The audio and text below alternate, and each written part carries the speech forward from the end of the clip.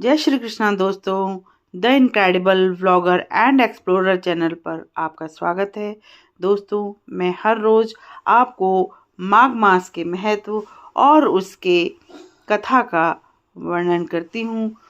आप लोग बड़े प्रेम से मेरी कथा का श्रवण कर रहे हैं। दोस्तों, मुझे बहुत अच्छा लग रहा है।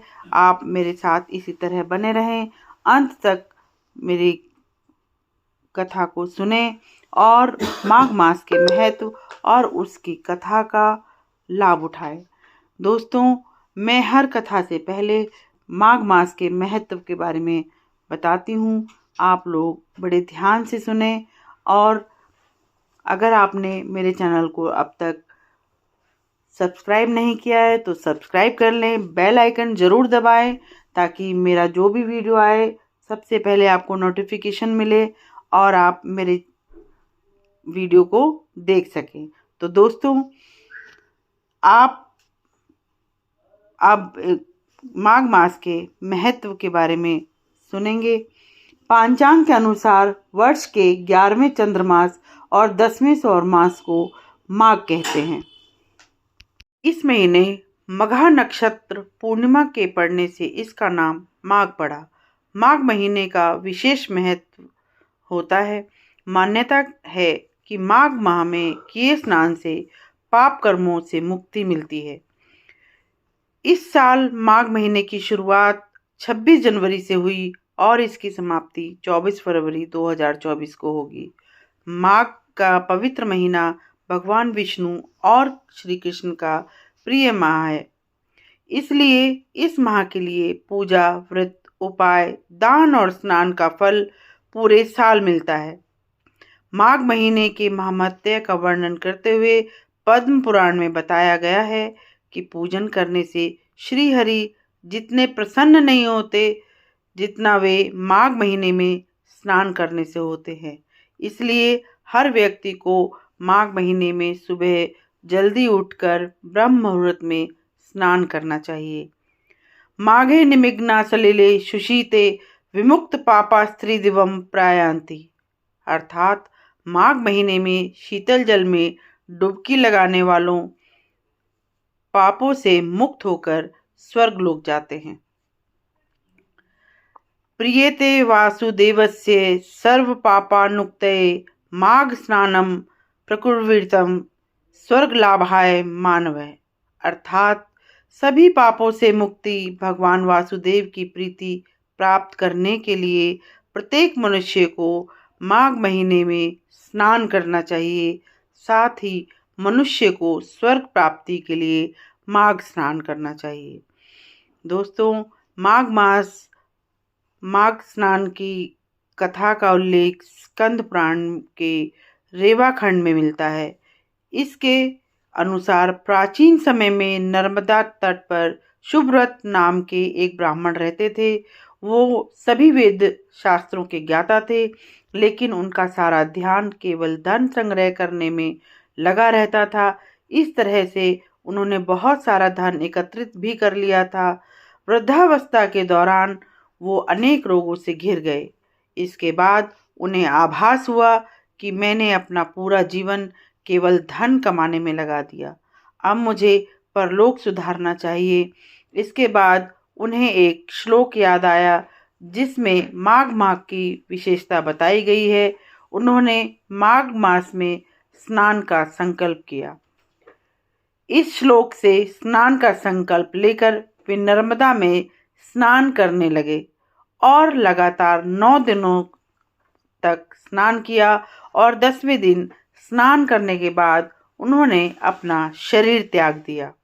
ब्राह्मण शुभव्रत ने अपने जीवन में कोई भी पुण्य कार्य नहीं किया था, लेकिन माघ मास में किए स्नान के बाद उसका मन निर्मल हो गया और उसे स्वर्ग की प्राप्ति हुई। इस तरह से जीवन के अंतिम क्षणों में शुभव्रत का कल्याण हुआ। तो दोस्तों, यह जो मैंने आपको बताया माघ मास का महत्व और उसके महत्व के लिए एक छोटी सी कथा। अब मैं आपको 15वें अध्याय का श्रवण कराऊंगी। दोस्तों, आप मेरे चैनल पर अंत तक बने रहें और कथा का श्रवण बहुत ध्यान से सुने। तो दोस्तों अब मैं शुरू करती हूँ 15वें अध्याय में। दत्तात्रेय जी कहने लगे कि हे राजन, प्रजापति ने पापों के नाश के लिए प्रयाग तीर्थ की रचना की। सफेद और काली यानी गंगा जी और यमुना जी के जल की धारा में स्नान का महात्म्य भली प्रकार सुनो। जो इस संगम में माघ मास में स्नान करता है वह गर्भ योनि में नहीं आता। भगवान विष्णु की दुर्गम माया माघ मास में प्रयाग तीर्थ पर सब नष्ट कर देती है। माघ मास में प्रयाग में स्नान करने से मनुष्य अच्छे भोगों को भोग कर ब्रह्म को प्राप्त होता है।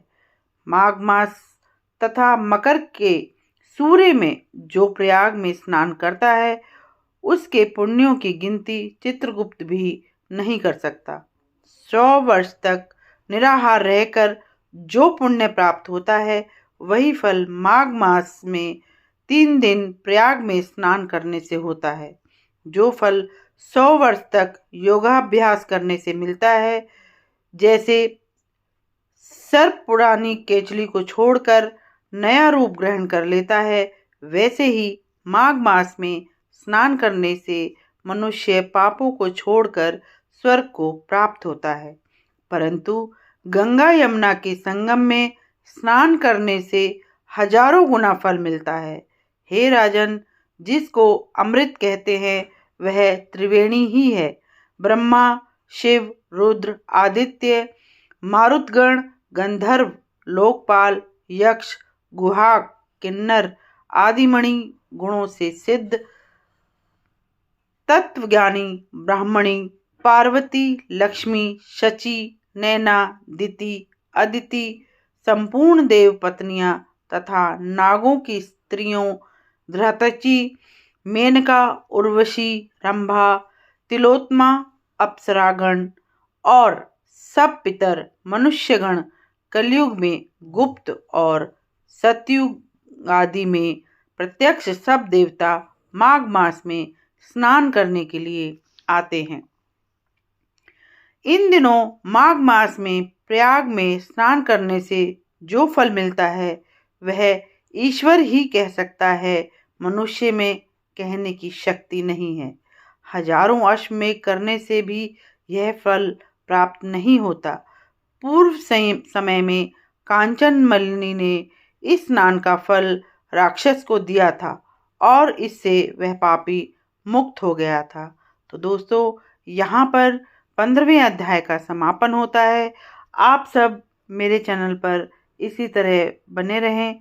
मैं आगे की कथाओं का वर्णन भी रोज इसी तरह करूँगी। भगवान श्री हरि आप सभी पर कृपा बनाए रखें। ओम भगवते वासुदेवाय नमः। ओम भगवते वासुदेवाय नमः।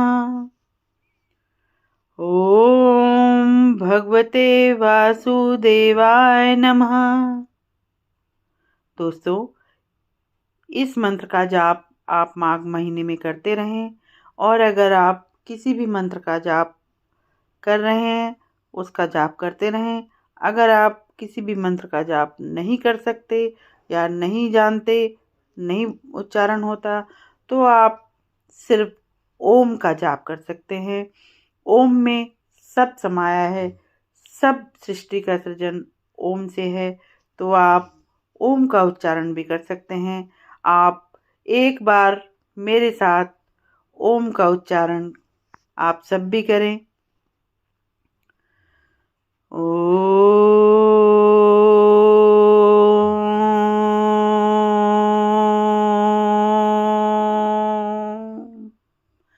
जय श्री कृष्णा दोस्तों।